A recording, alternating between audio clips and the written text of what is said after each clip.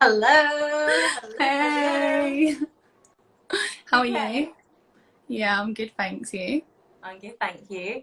Do you know what's Good. so weird? Every time we come on this live, I always get a beam of light that just starts attacking me. Always. It's literally just come on now. It's one of those ones that, like, when you're about to go on a live call, like, all your Wi-Fi's down, the fucking Every time. phone's dying, everything. The amount of times I've had to reboot my Wi-Fi just before something important and I just need it. Mate, it's the same, especially, like, for, like, interviews or something. I've got, like, an I know. interview call on, like, bloody Hangouts or something, and I'm like, shit, they're I obviously know, it's gonna, the like, worst. do you know what I mean? Like, your bloody being on time and promptness is really important in an interview. And Yeah. then you're just like, once I had an interview and I actually got the job as well, where I didn't charge my phone. So Hey, you never charge your phone. You never. I told you I'm going to start calling you 10% because you you should never 10% charge your phone. savage 10%, whichever Savage one, whichever 10%. day. Sorry. Exactly. And basically, like, I had to, like, obviously hold the phone to, like, do the interview, and then I just obviously couldn't because of the cord or some shit. And then the man, like, the person that I was interviewing was just like, oh, don't worry about it, just turn the video off. But that made it better because then I could read all my notes about her looking at me doing it. So I was just like, yeah, and blah blah blah, and the answers were so on point. I It was was like, unreal. I was just thinking, blah blah blah blah Blah, blah, blah. blah, Uh-huh. blah. Basically that. How's your week been? What have you been up to? Well, actually, I've had a very productive day today, actually, so far, which has been good. Nice. And I just like wolfed down my dinner, which was actually quite nice. Had nice Nice. salmon, broccoli, some sweet potato. Mm-hmm. Uh-huh. Loving that. Loving How that. about you? I've also had such a good day. I literally got Yeah. my first South African friend, Yes. which I'm so happy about. Like, obviously, I don't know if you guys know, but I'm from South Africa, and, like, it's nice when you move to another country that you have people that are from the same country as you. Yeah. Just that familiarity. And also, I've been in this dog website called Borrow My Dog, and I've Taylor, been don't looking say at that. We're not dogs. getting paid for advertisements yet.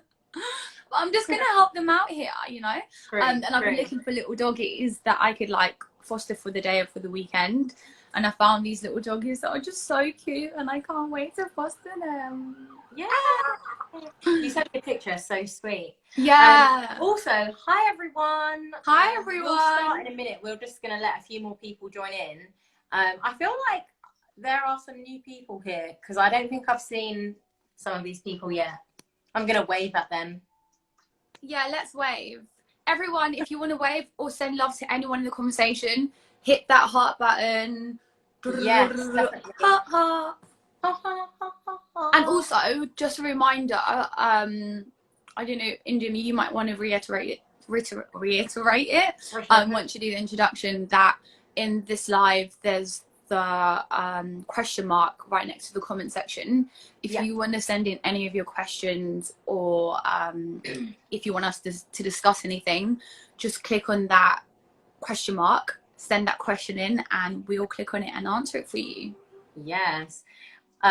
Someone just said, what? I see the sun got you both good. Talking about glowing. Yes. Oh my god. Wait. Let me show you my tan. Hold on. So I have my watch on and I've had it on for a little while, and this is like the fucking tan that I've got, which is really White silly. wrist. Yeah, I'm just like flexing on these hoes. Look at the wrists. We catch the sun so easily, don't we? Yeah, like literally seconds in the sun, we are like brown. Brown. All that power coming through to my skin. All that melanin and sun vibrations being absorbed. Yes. Okay, so I think, should we get started? Yeah, let's get started. Lovely.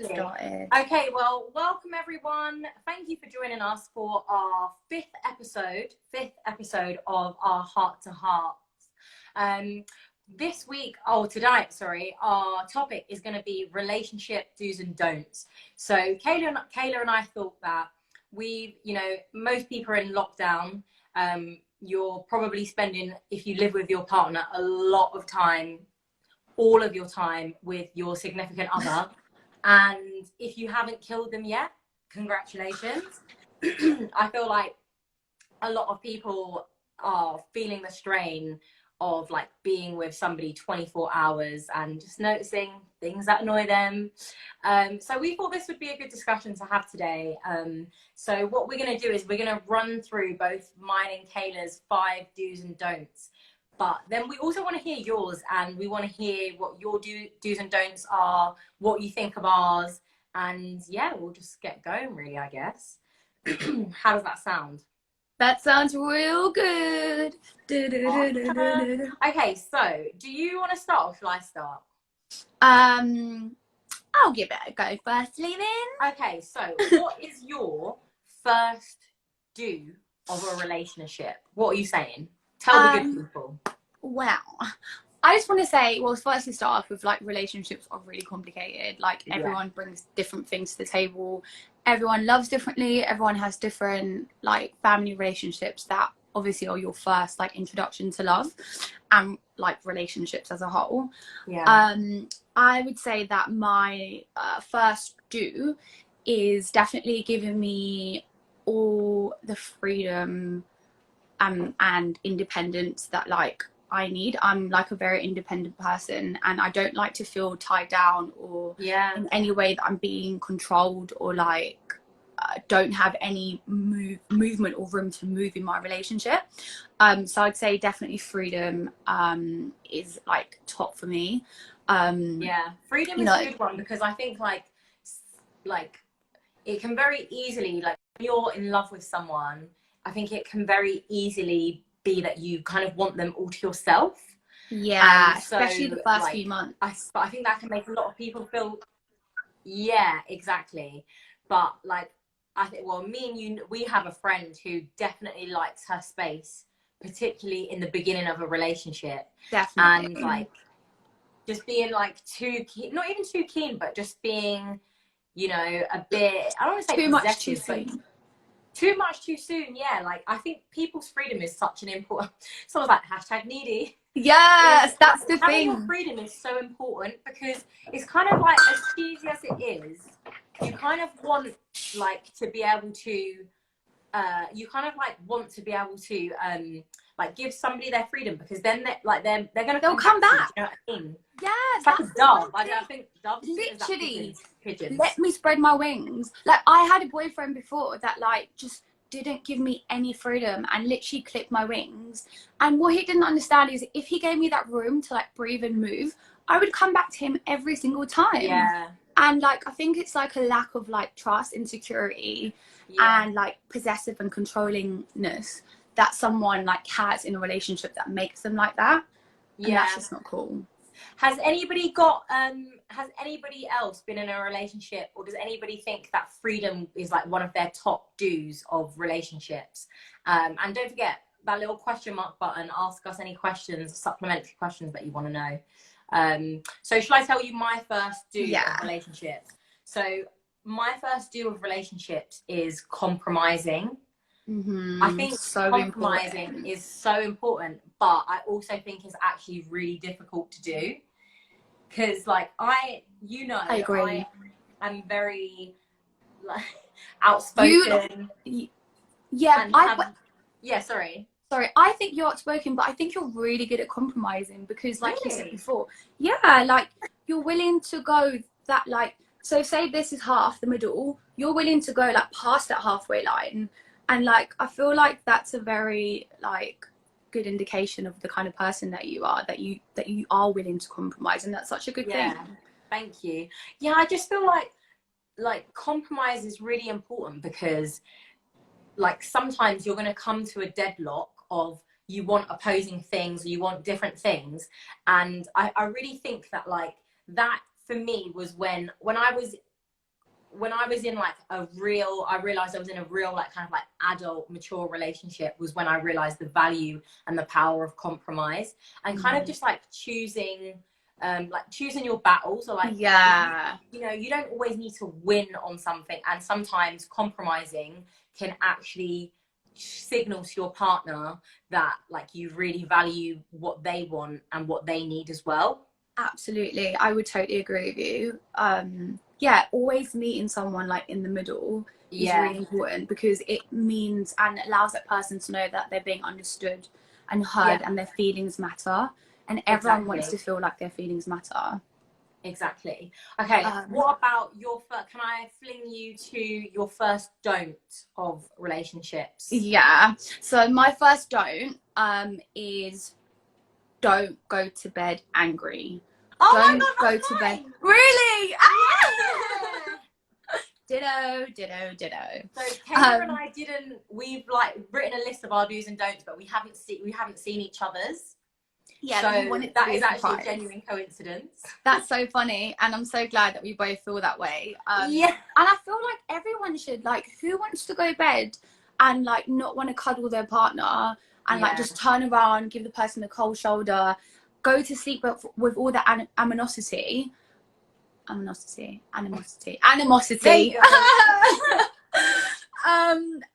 like, yeah, have those bad feelings. Like, we're all grown-ups and adults, and we should be able to, one, give each other space in order to like think and then like come up with a solution or compromise, or you know, a admittance of X, Y, and Z. I just can't feel lie like to you, just sometimes I can go to bed and I could just be like, I'm not talking to you ever again. Yeah, it can be so hard. It is really important one, but I do find it like not hard. It is an important one, but I do like sometimes. I think, you know, when you're feeling like angry, it's very easy to hold on to that feeling. Yeah, so easy. And I think that's why it's so easy. Sorry, to like go to bed angry, because you want to hold on to that anger. You want to hold on to the feeling of being pissed off. But 100. actually, and I've read so many times that, like, you know, like if you sometimes like ask your grandparents, or you ask like people's parents who've been married for a really long time, you're like, what's your secret? I swear this one is the one that I always hear about. Don't go to bed on an argument. Yeah, I feel the same. Like, when I've read studies or like just relationship or psychology shit, they're always like, don't go to bed like being angry or not resolving something. So that's definitely my number. Like, that's kind of top of the list for me. Because it also shows the level of maturity and like that you care. Like, I would hate it if my partner thought that it was okay to go to bed or have me go to bed angry. Like, I want to cuddle at night. I want to like touch the person that I'm laying next to, and like I don't want to do that if I'm pissed off with you. And then sometimes, even when we are pissed off with each other, I still cuddle them, and then they might think that it's okay now and that like we've squashed it, but really I just want to cuddle. So like, I'm just here for the hugs. I'm just here for the cuddle. I don't agree with you. You're not right. I'm not right. We need to resolve this. Yeah. So yeah. What about you? Also, like, not going to bed on an argument shows a willingness to, like, a commitment to wanting to resolve the conflict. That's because it. It's saying, look, we might be in conflict, or we might have an issue that we need to resolve, but it's not more important than us like still having love for each other and wanting to move forward ultimately. Because otherwise, you could, if you go to bed angry, like in a fight, you could not speak for a week. Exactly. That's wrong. And like, so I think it's like, that is generally a good rule of thumb, because I think it means that it kind of puts a time limit on how long, not a time limit on how long you can be pissed off or upset, but it kind of moves you, it kind of pushes you forward towards resolution. Yeah, exactly. And that's the most important thing. Like, who wants to be like beefing or like in an argument? But I know we had the same one, but did you have another one that you wanted to I just want to quickly, someone said that's what my dad always told me, to go to bed with a good heart, the best advice. I like that one. Same, because what happens if you die like in your sleep? Like, you're going to be pissed. Like, just imagine you die in your sleep and like you don't never get to resolve that argument with your partner, and then that's it. That's life. There's one question that's come up here though. I'm going to put it up. So Sean Shine said, how do you draw the line between compromising and being a walkover? I think that's a very good question. Oh, yeah. I think that's a good question. That is a good question. Take the lead on that one. Yeah, so I think it's difficult, because there is a very thin line. Let me just start with that. And I think the difference between compromising and being walked over, with compromise, both of your feelings are considered, both of your views and desires are respected, and there's like a balance. Yeah. With being walked over, there's an imbalance in the power, and that is when you get walked over ultimately. So I think No, sorry. did you want to interject? I was just going to say, I think also it's about kind of like, I think the pattern of behavior. Yeah. If it's always you that is the one making the compromise, it's not really compromise, it's you kind Defeating. yes, you being defeated. Whereas if there is a kind of, like you said, about balance, and you know, it's not going to be 50-50 necessarily all the time, but there should be kind of like a sense of, okay, well, I've given up something and you've also given up something, and it's the kind of that quid pro quo of, I'm willing to do that because I know at another point or at a later stage you will also make a compromise for me. Definitely, and that matters to you, Yeah. and it's important to you. So I'm going to do that because I love you, and I like, my goal is to serve you and make you happy ultimately. Yeah. Nice one. Thank you for the question. Thanks, Okay, Shani. let's go. So what about, okay, why don't you tell me your second do of your relationship? Second do. I would say mine is be completely and utterly transparent and honest. Like, even if you think it's going to hurt my feelings, even if you think that it's going to put our relationship on the line, or that I'm going to have a bad emotional reaction, I want and I expect someone that I'm with to be completely honest and transparent. That like includes, you know, not holding on to feelings or hiding feelings that may have been building up. That includes, you know, you telling me, Kayla, your breath smells this morning, go and brush it. That includes, like, you know, that happens a lot. Yeah, you know, every morning. Like, it includes, like, you let me know, like, where you think the relationship is at, and like what you need from me. I think that's such a good one, what you need from me. Yeah, because like I think this is such a good one, transparency, because like you mentioned so many things to touch on there, but like, for example, one thing is, I think there's a lot of fear with like being completely honest and open with your partner. I get that. Oh, absolutely, because Literally. you're scared of the reaction that you might get. Yeah. But I have found from experience, like I've learned the hard way, I mean, that like I just should have said it. As soon as I thought it or felt it, I should have been open about what that was. And I think that's also about like trusting that the other person will receive it well. Yeah. That, you know, I know where you're coming from, or understand that it's not an attack on them. Do you know what? Even though that's one of the things that I expect from the person in a relationship, I'm a massive hypocrite, because I'm one of those people that, like, I like to figure things out in my head firstly, and then find a way to make it palatable to another person. Because some of the thoughts that I have, if I tell that person how I really feel, like it may not be received well, or it may not, it just may be a really negative situation. Whereas if I process it in my head and then I relay from like a different kind of standpoint, or like a more refined feeling, then I feel like it's better for me, and it's easier for me, and I think easier for the other person. Yeah.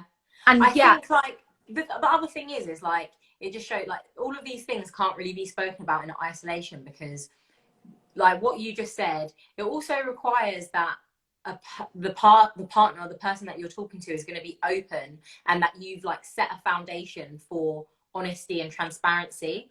Because sometimes you're right, like there'll be things that you might need to give, I don't know, necessarily like feedback, but you need to tell your partner something that could be difficult to hear. But I think where people sometimes like hold back and they aren't transparent is when they feel like that the response is going to be bad. And sometimes it will be bad just because of the nature of what it is that you need to share. But sometimes, but if you know, like, oh, if I share this thing, I'm just going to get, you know, I'm going to get it in the ear, or this other argument that we always have is going to come up. Well, then that doesn't incentivize you to want to bring it up. Whereas if you know your partner is going to be like, okay, right, well, let's talk about that. That's like far more enticing for you to feel like, I should say this, I should just speak my mind. Definitely. Or on the other hand as well, like, some people just can't handle the truth. Like, I once got told something that, like, I just wasn't ready to hear. Like, for example, a boyfriend of mine told me that he had an interaction with someone that, you know, made him made him go hot or something. And like, although like that, some people like really like their honesty, for me that was just an overshare. Like, it was just like, okay, thank you for sharing that with me, but I found the reason why you shared that with me was because it relieved you of your guilt. Like, and I think there's like a layer to that too. But that's another thing. Although I think, you know, it might relieve them of their guilt, but also the thing that I think is, I do really respect that, because I do too. I really respect that, because I think it really sets a precedent of, like, I believe that this person is honest with me. Like, if your partner is willing to tell you something that they could have easily just not told you, probably would have been easier to do that, but they've gone out of their way to say, look, I want to tell you this thing, I'm being honest with you. I think that really kind of like puts a lot of currency in future what they say, because you're like, this person has been very honest and transparent with me in the past, so it's likely that they are being that with me right now. Definitely it was a lot to handle at the, you know, in that moment, but then later on I did appreciate it. Okay, so shall I tell you my we're doing do's? My second do is to make an effort. That's how make an effort. But so, for example, date nights, appearance, celebration, gifts, like overcoming conflict. Like, I think making an effort, particularly if you've been in a long-term relationship, which I've been in a long-term relationship before, like I was in, and I think, like, you know, one day if you're going to marry someone, and you're going to have kids, and you're going to be married for 20, 30 plus years, I think that's really important to have as a priority, that like you make an effort. That I think it's like about not taking your partner and your relationship for granted, and not letting that spark die. Like, you know, you have to continuously work at your relationship and like work at the love that you have. And it's work. Literally, like, relationships are so much work. Like, I was reading something and it said, like, being in love, that feeling kind of ends after 2 years, and then after those 2 years you start seeing all the warts and flaws and whatever, and then it's time to really, really work hard at things. Not saying that, you know, during that 2 years period that you didn't, but those are like the statistics for it. So like, you're right, like, date night is so important. It's like reminding your partner, like, like, I still think you're special, I still want to make the effort, I still want to put that time in, you're worth this, like, this is different from what we normally do, so like, you can feel a different way. It's telling your partner that, you know, you still value them and care about them. This is such a good comment. It says you have to be intentional, but no, that's not what it says. It's not what it says. It says you have to be intentional about demonstrating your love. And it says, and then they followed up by saying, as is often said, love is a verb. 100%. To do, right? I think it's doing work. So spot on. And like, that involves making an effort, because if to love me is to do, see that there's effort behind there, because you want to be with somebody that like makes you feel like you're worth the effort, and like, I appreciate you and our relationship. And also, I think, like, on a very just like practical level, I think it keeps the relationship alive. I think it keeps it. I just saw your eyebrow go up. You just went like this. I think it keeps things, you know, interesting, because that is a huge thing. Like, a lot of couples, you know, like lose interest in each other sexually, the chemistry goes. Yes. And I think you have to be proactive in trying to combat that or like stave that off. I don't think like, if you're just 100%. like, I'm not going to do anything, that you're just like 50 years in, you're going to be like, oh, let me rip your clothes off.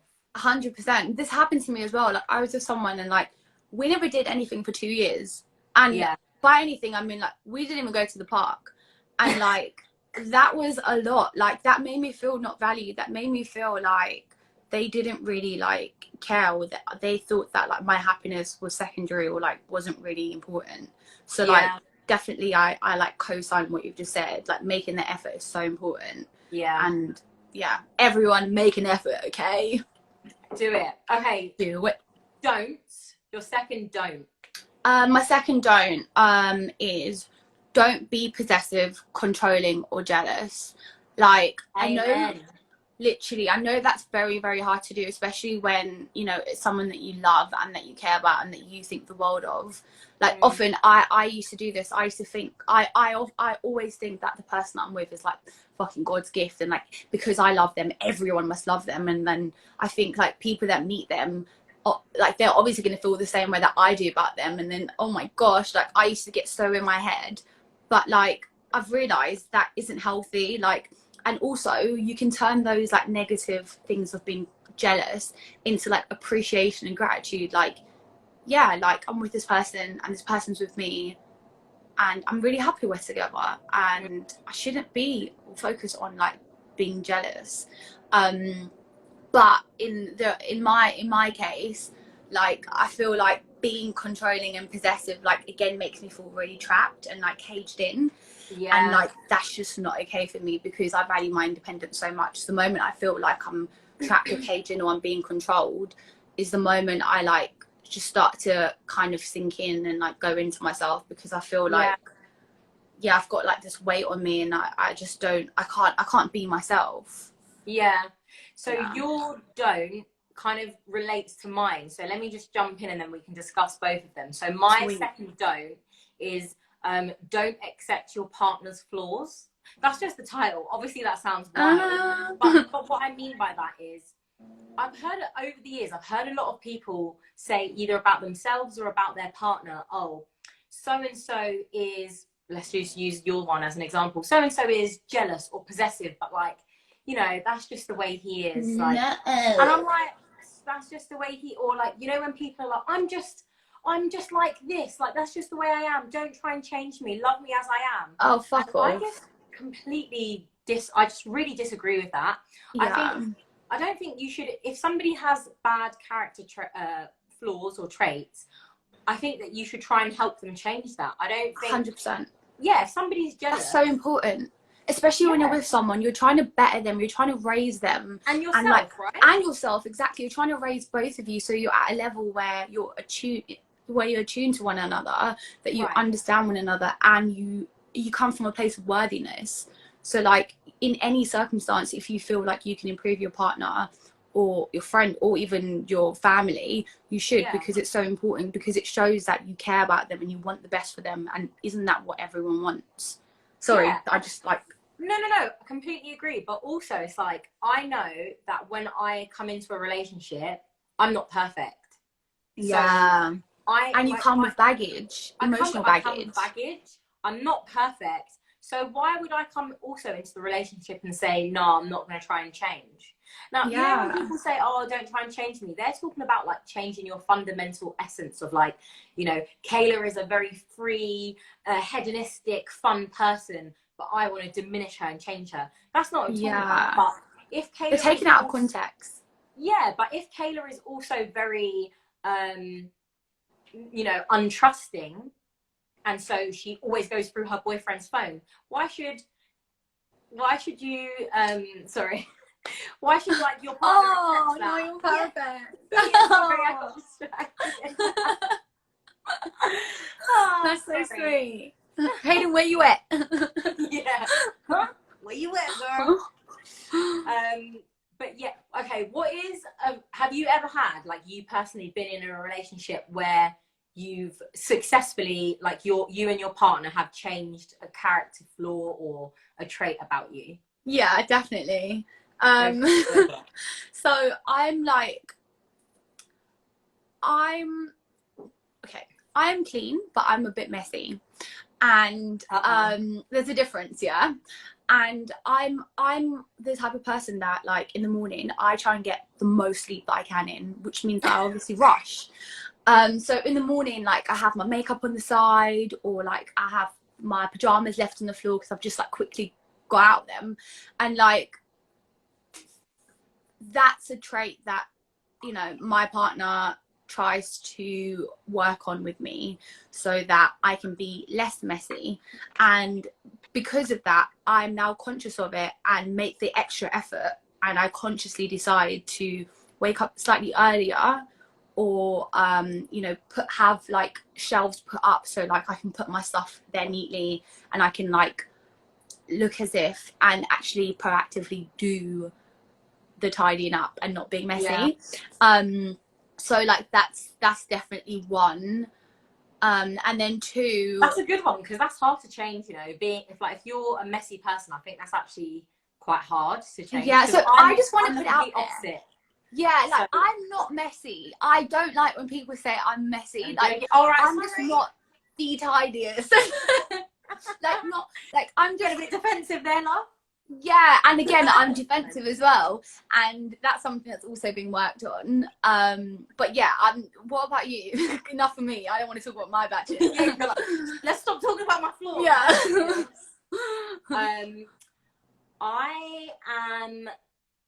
I actually do really have a list of things that like I'm trying to improve on, like personally, for the sake of my relationship. And like one of them, you know, that I love debating, I love talking, and I think I'm very good at it. But very good. From a very young age. Yeah, exactly. Ask my mum, she will tell you how, like, I think my mum likes to say that I beat her in an argument age 6, and she was like, she knew that it was just done for Let me throw the towel in.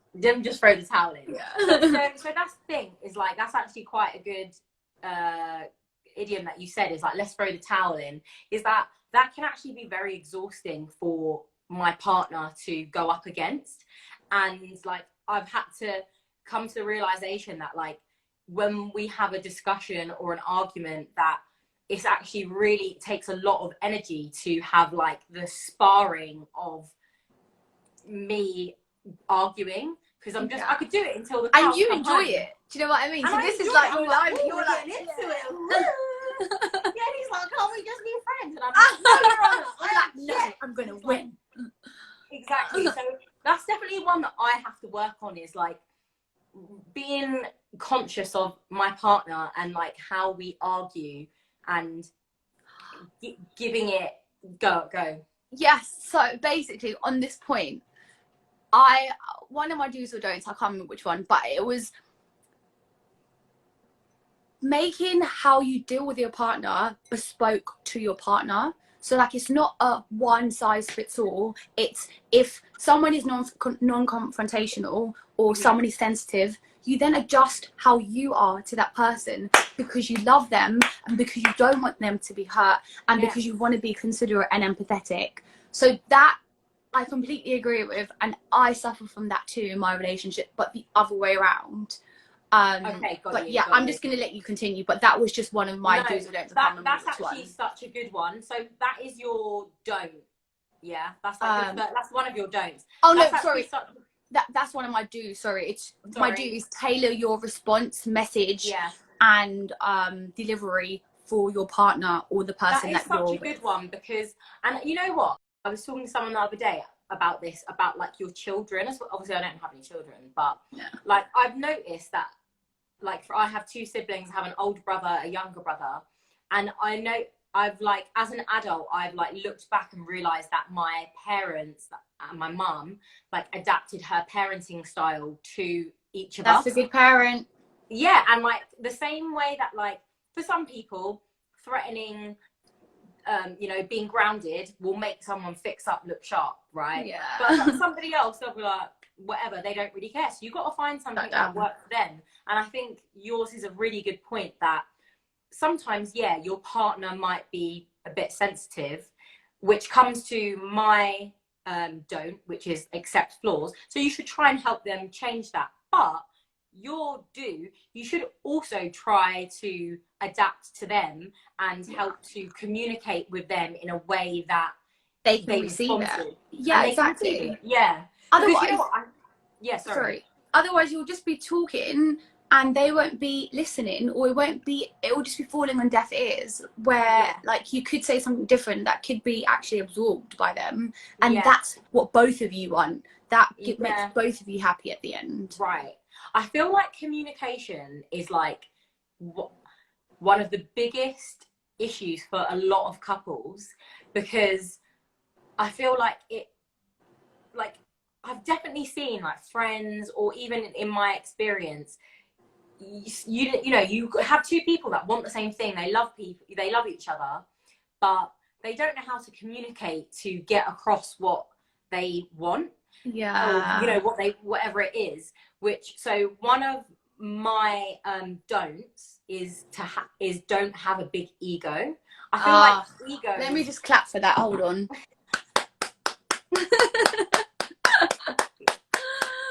I feel like having an ego in a relationship, because it comes to all of the things we've already touched on. Compromising, your ego won't let you compromise. You know, an inflated ego won't let you compromise. Absolutely. Changing a flaw, having an ego won't let you change a flaw. Yeah, you'll be deluded. Communication, you know, your ego will make you feel like you're right and you don't need to do any work. Exactly. So I feel like having an ego is actually such a huge one, because I feel like there shouldn't be any room for it in a relationship. Absolutely. And in life as well. And in life. But you know, like, I'll give you an example. How many times, have you heard of, I'm just going to say a woman. Yeah. How many times, has a guy said to his girlfriend, like, nah, like, am I a dickhead? Like, that's the disrespect. And like, whenever I hear that, I'm like, who's talking? Is that your ego or you? In this relationship that you care about, like, how this person has made you look. Yeah. Like, I just feel like there's no, because what that does is it completely sidetracks what the real issue is. The real issue is that you were flirting with this person, whatever. Like, but what the other person receives is, you're worried about how you look. Yeah, people, that's so important. You know, someone actually sent a response in earlier on with like don'ts, and it was like, don't embarrass me, and that was in line with like the whole ego thing. And I think what that person meant is like, don't allow another girl to come up to me and tell me that my boyfriend was acting cray. So like that could be seen as like ego as well, because it's like, you know, you care how you look out there in the streets, but then it's also like, just don't do those stupid things. But that's also like respect, like, I have my self-worth, so respect that, right? Like, don't, like, it's kind of like implementing, or sorry, not implementing, it's kind of like highlighting, this is the boundary, make sure you respect it. Defo, you know? the terms and conditions, like, don't do that. Kayla makes people sign an NDA before she gets in a relationship, and an NDA. Yeah, like, you can't chat about me afterwards. Thank you.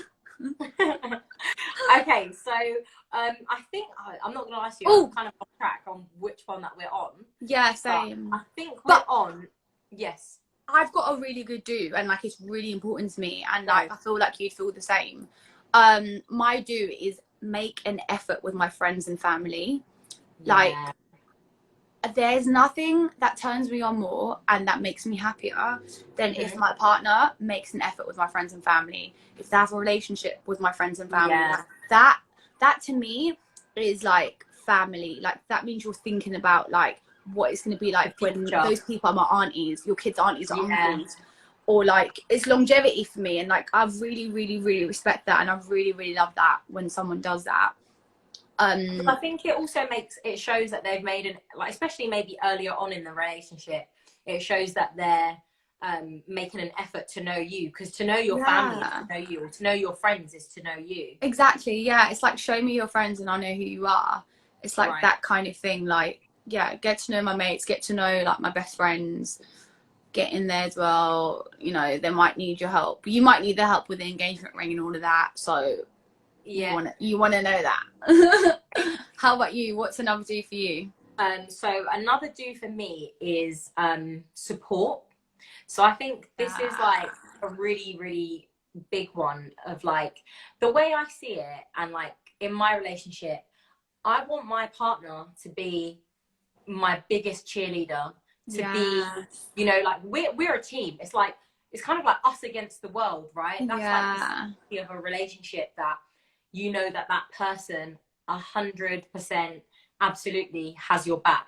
Absolutely. And so supporting you or supporting me is just another you know, is the next step for that, because it's like if you win, we all win, right? It's like teamwork makes the dream work. But you know, it's like your successes, like my partner's successes are, I feel as happy for those successes and those achievements as if they were mine. Absolutely. And equally, I feel their losses as if they were mine too. And I think that that's really important, because it makes you feel a real sense of unity in your relationship. And I think it really is like bonds you. Yeah, it makes you attuned, you know, to one another, like you're in sync, and like what the other person feels you can understand because you kind of feel it too. It's the empathy. It's like, I can empathize, good or bad, and follow up with an action after that, whether it be a conversation, whether it be a hug, whether it be a date night, whether it be a hike, whether it be a holiday. Like those are the things that make you feel understood and supported, especially like when you're going through something. Somebody in the comments has just said, yes, support is key. So many women out there not going for what they want because they think they need to stay home. Brackets, if that's your choice, then cool, but the majority of the time it's not. I think that is such a good one.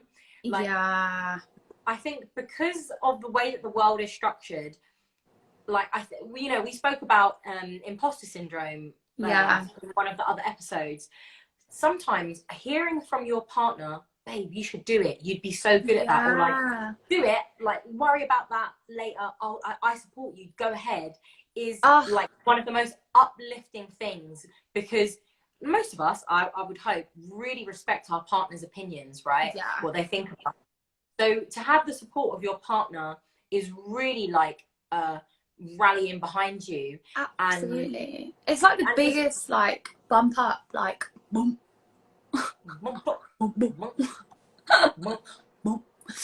Yeah, no, genuinely, like there's nothing better than having your partner support you and like be your security and emotional security.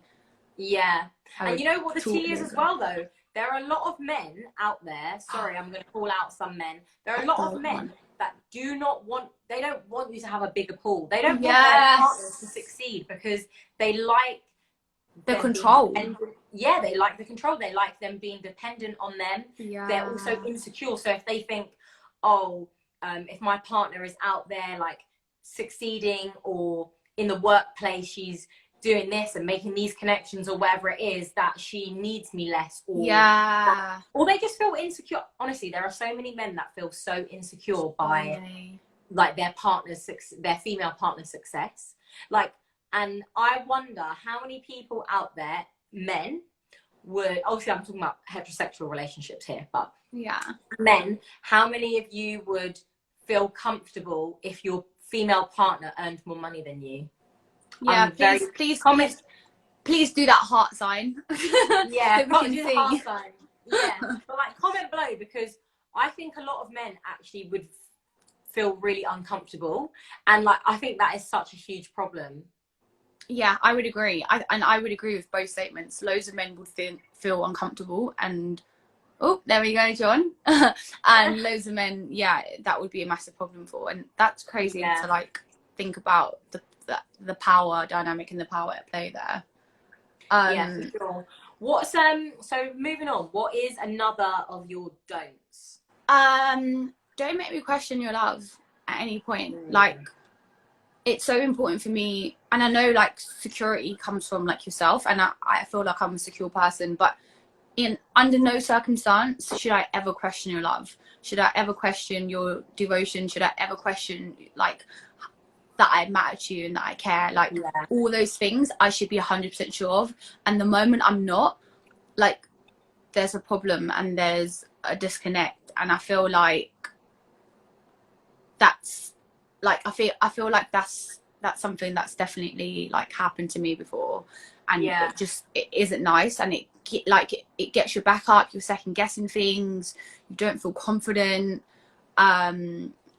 It just unravels like the relationship in a way that it doesn't need to. And like this ties into like I guess like a love language for me, which is like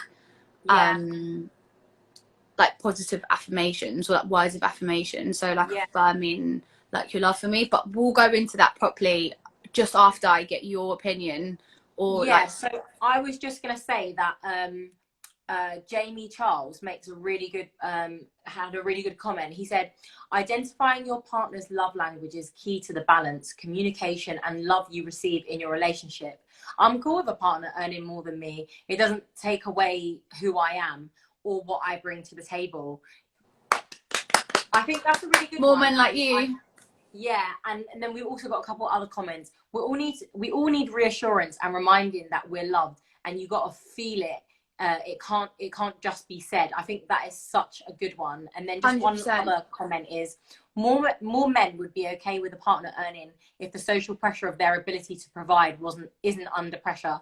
Damn, that's so true. And so true too. There's so many different things that are at play with someone being insecure about their partner earning more than them. That is such a good comment, because there are actually layers to it. Because men, like for so long, men's value has been attached to providing, if they can provide or not. Yeah, exactly, and how they can provide, and that is how very often that they are judged in society. And so it's like measured. No wonder that.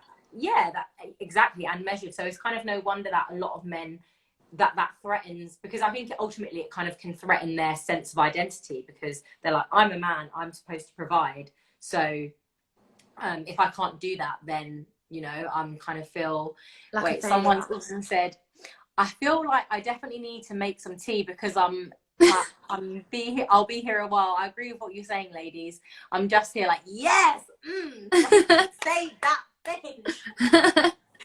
Thanks, Kelly.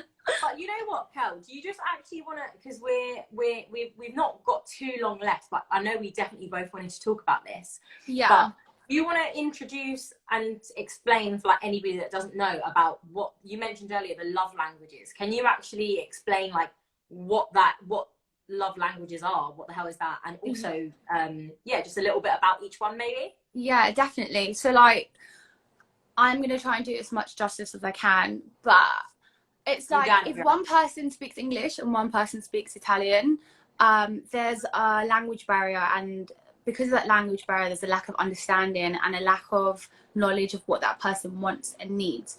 So if you take love languages, for example, there are 5. There are physical touch, words of affirmation, quality time, acts of service, receiving gifts. And receiving gifts. Thank you. And I got you. Thank you. Those are the ways in which people communicate and feel loved. So love language essentially is something that your partner and you have to discuss and understand of one another, because it's the way in which you receive and feel love. So for example, my top or my order of my love language goes, sorry, I'm just going to get it up. Quality time is really important to me, and it's like top of the list. Then words of affirmation, physical touch, receiving gifts, then acts of service. Those are my love languages. Wait, say those one more time for me. So number 1, this is in order, number 1 is quality time. So that's spending quality time with each other, undivided attention. Words of affirmation, so like telling me, oh, your hair looks nice today, or oh, you look nice today, or you smell nice today, or like just positive, nice things. Or, you know, saying, oh, that was really smart, you're really funny, like, you know, those kind of things. Then it's physical touch, so like actually physically touching, hugging, like, so like, if I'm also upset, be non-sexual touch, yeah, of course, isn't it? yeah, exactly. So if I'm Like, upset, you know, rubbing your shoulders or rubbing my hair, playing with my your hair. touching my What hand, you were stroking going to my say about when arm. you're upset as well. Yeah, so when you're upset, like, it could be like hugging you and like comforting you with physical touch, because that's how you interpret and understand love. And then the next one after that is receiving gifts. So for me, like, receiving gifts like is like second to last. It isn't that important to me. And then acts of service, so that's like someone doing something, like doing the dishes or like folding my clothes and ironing it or something. That's like, and last for me. Yeah, so I think we're going to put something up on our feed about love languages, so everybody can hopefully learn theirs. Also, hello to our people in Germany. Big up. Hey, Nadine. So we'll put something on our on our feed about love languages, because I think that they are so important. Mine, similarly to you, my first one is quality time. Like, I think that is my partner, like spending time with me is for me personally is the biggest show that they love me, because they want to be around me and we spend time. And like on the weekend, like me and my boyfriend, we woke up quite late because we like went to bed quite late the night before. We made breakfast and it was still like 2 o'clock. I don't know, like 2 o'clock, 4 o'clock maybe even, that we hadn't moved from the dining room table, because we just been talking. We just like had literally just spoken for hours and hours and hours. And like, for me, that is such, like, I value that so much, because being with my partner is for me like a true expression of love. 100%. You can't get time back. Someone giving you their time is giving you their life. Like, that's something that you can never get back. So I feel like, yeah, exactly. However, I did lie to you, because I know that we spoke about this briefly before we went on live. Apparently receiving gifts is actually second for me, which I was actually kind of surprised about. But do you know what I think it is? When I receive gifts, it's more, I think, about the thought, like, than the value of the gift. So, like, to be honest, actually, if somebody just buys me, like, if my partner buys me like a bag or like a pair of shoes, like, I would obviously really appreciate it. But it's more like my partner will be like, oh, it's kind of the story that goes with how they acquired the gift. So, like, for example, when he goes away on holiday or like for work or something, somewhere like we're apart, he'll often bring me back something. And like, for me, I'm like, I love it, because it shows me that he's been thinking about me while he's been away. And then also, like, his gifts tend to be really thoughtful. So rather than it's just like, oh, I've dropped X amount on you, which, you know, is good as well. I'm not saying that's bad, but not like something I particularly need. But it's more like it really shows me his understanding of you and what you like. Exactly. And what kind of person you are and how he like views you. Exactly. So even though that I know that sounds bad, that I'm like, yes, bitch, give me gifts. I think it's more that. But there's another comment that says, do you think someone's love language can change depending on what love language their partner expresses the most? That's a very good question.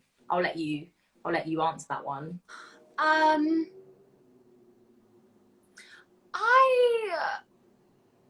I do, but I don't. So like, I don't, because I feel like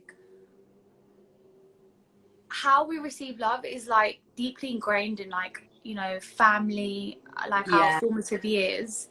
And like, I think things beyond our control, but I do think, but yes, because like, I think the acknowledgement of the effort someone is making can like kind of make you appreciate that part of the love language more than you have before.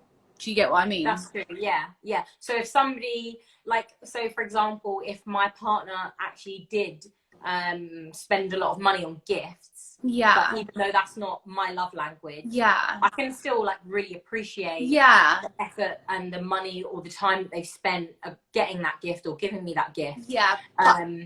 But I think fundamentally, yeah, I think it's kind of what you said when you sort of introduced the idea of love languages, about if you speak Spanish and I speak Italian, if you're speaking to me, actually that's probably a really bad example because a lot of Italians and Spanish can actually understand each other. If I'm speaking Mandarin and you're speaking German, it's really difficult for me to understand because I can't compute what you're saying because I don't speak that language.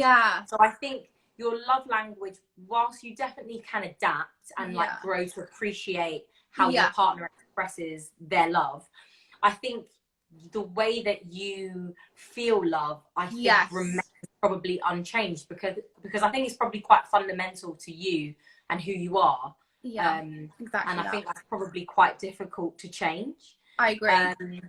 That's perfectly eloquently presented. Yeah.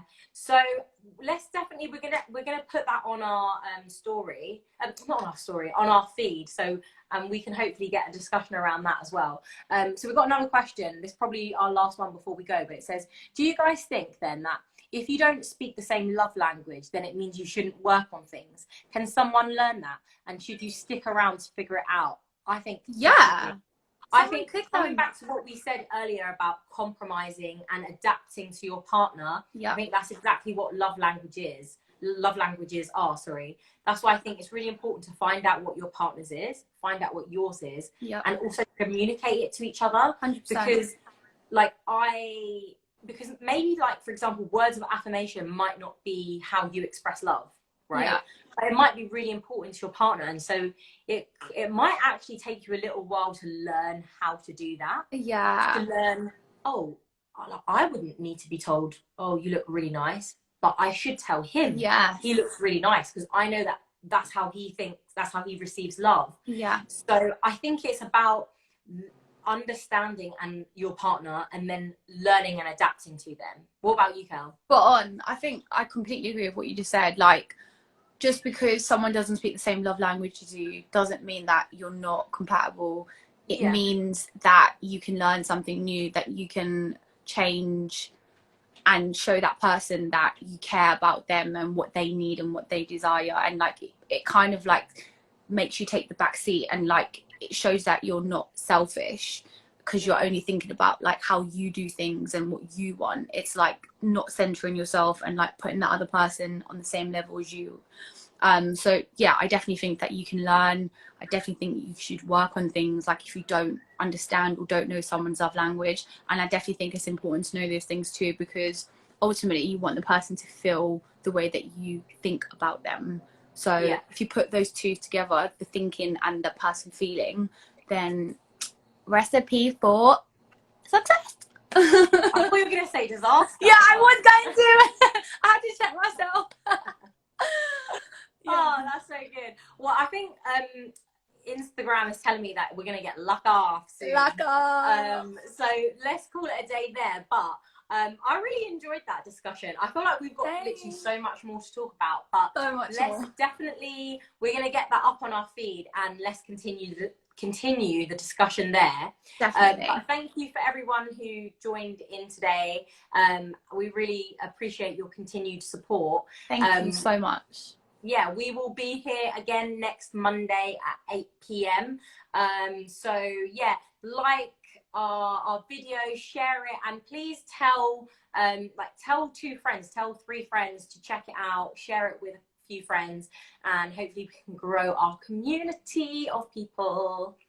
Keep an open mind and an open heart, and thank you. Yeah, see you next week. See ya.